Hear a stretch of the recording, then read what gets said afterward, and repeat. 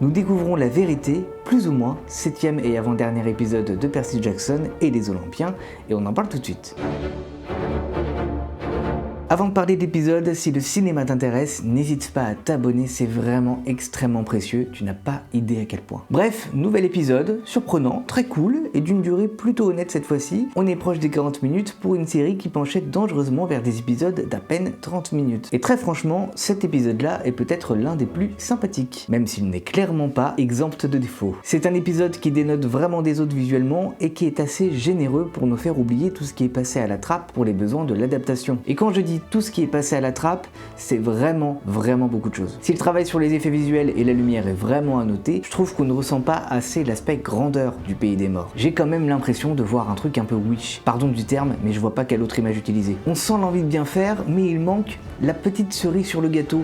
Il manque l'effet waouh. Pour les flashbacks avec Percy et Sally, je suis assez partagé car si elles sont vraiment toutes top en termes de jeu et d'écriture, je trouve qu'elles n'ont pas vraiment leur place dans cet épisode où j'aurais préféré rester dans le pays des morts. Je trouve que ça coupe vraiment l'ambiance de revenir constamment dans le réel. On a un épisode qui se tient bien en tant que tel, assez intéressant pour tenir en éveil, mais qui fait l'impasse quand même sur pas mal de choses. Il ne nous reste qu'un épisode, c'est la semaine prochaine, et compte sur moi pour en parler. Abonne-toi!